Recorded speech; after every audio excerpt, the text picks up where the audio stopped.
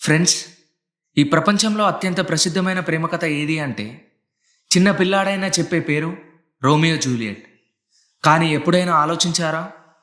ఈ కథలో మనం ప్రేమను మాత్రమే చూస్తున్నాం. ఒక సామాజిక నేరాన్ని ఎవరూ చూడట్లేదు. వందల ఏళ్లుగా మనం దీన్ని ఒక రొమాంటిక్ డ్రామాలా వింటున్నాం. కానీ ఈరోజు మనం వెరోనా నగరపు ఆ చీకటి సందులోకి వెళ్దాం. అక్కడ ఇద్దరు ప్రేమికులు మాత్రమే లేరు. అక్కడ పరువు కోసం ప్రాణాలు తీసే అహంకారం ఉంది.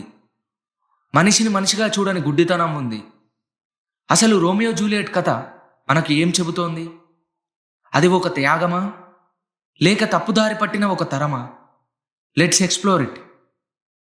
ముందుగా కథ వెరోనాలో మొదలవుతుంది. అక్కడ రెండు రాజ్యాలు కాదు, రెండు అహంకారాలున్నాయి. అవే మాంటెక్స్ మరియు క్యాపులెట్స్. వారి మధ్య శత్రుత్వం ఎందుకు మొదలైందో ఎవరికీ గుర్తులేదు.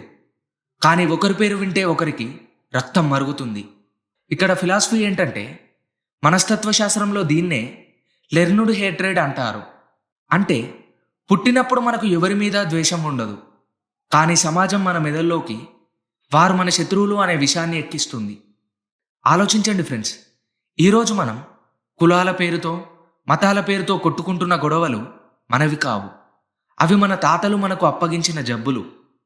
మనకు సంబంధం లేని పాత పగల్ని మనం వర్తమానంలో ఎందుకు మోస్తున్నాం? రోమియో జూలియట్ పుట్టకముందే వారి శత్రువులు ఎవరో సమాజం డిసైడ్ చేసింది.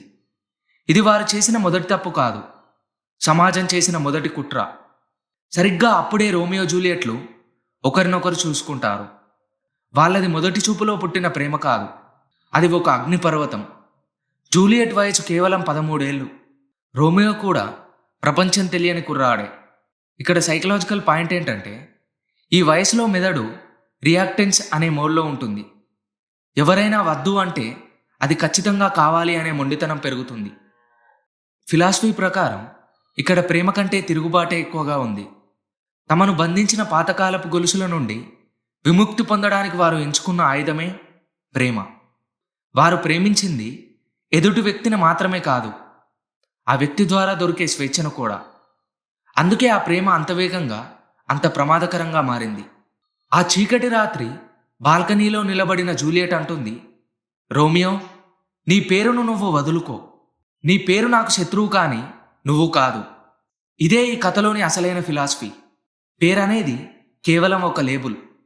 ఆ లేబుల్ తీసేస్తే అక్కడ మిగిలేది రక్తమాంసాలున్న మనిషి మాత్రమే. జూలియట్ అడిగే ప్రశ్న నేటికీ సజీవంగానే ఉంది. మనం మనిషిని ప్రేమిస్తున్నామా, లేక ఆ మనిషికి ఉన్న హోదాను, లేబుల్స్ని ప్రేమిస్తున్నామా? ఒకవేళ రోమియో పేరు రోమియో కాకుండా ఇంకేదైనా అయ్యుంటే ఆ గొడవ ఉండేదా? ఉండదు కదా. అంటే మనం ప్రేమిస్తున్నది మనిషిని కాదు, మన మనసులోని అపోహలను మాత్రమే. ఇక క్లైమాక్స్ దగ్గరికి వస్తే, ఒక చిన్న కమ్యూనికేషన్ గ్యాప్ వల్ల రోమియో చనిపోతాడు.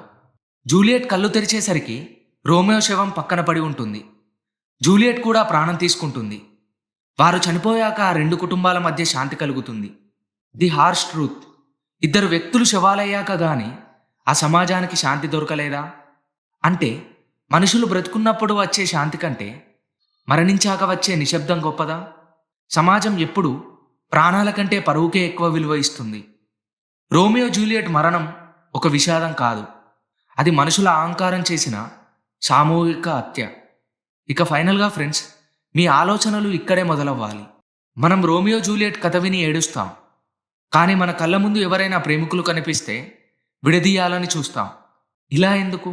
మనలో ఉన్న ఆ ద్వేషం ఇంకా చావలేదు. గుర్తుంచుకోండి ఫ్రెండ్స్, మీ పిల్లలకు ఆస్తులు ఇవ్వకపోయినా పర్లేదు, కానీ ద్వేషాన్ని వారసత్వంగా ఇవ్వకండి. ప్రేమించడం నేర్పకపోయినా పర్లేదు, కానీ ఒక మనిషిని మనిషిగా చూడటం నేర్పండి. లేదంటే వెరోనా వీధుల్లో ఆ రోజు చెందిన రక్తం మీ ఇంట్లో కూడా ప్రవహిస్తూనే ఉంటుంది. ఈ వీడియో ఇంతే ఫ్రెండ్స్. ఈ వీడియో మీకు ఎలా అనిపించిందో మీ అభిప్రాయాన్ని మాతో పంచుకోండి. వీడియో నచ్చితే లైక్ చేసి మీ ఫ్రెండ్స్ అండ్ ఫ్యామిలీతో షేర్ చేయండి. నెక్స్ట్ ఎపిసోడ్లో మరో ఇంట్రెస్టింగ్ టాపిక్తో కలుద్దాం. అంతవరకు బాయ్.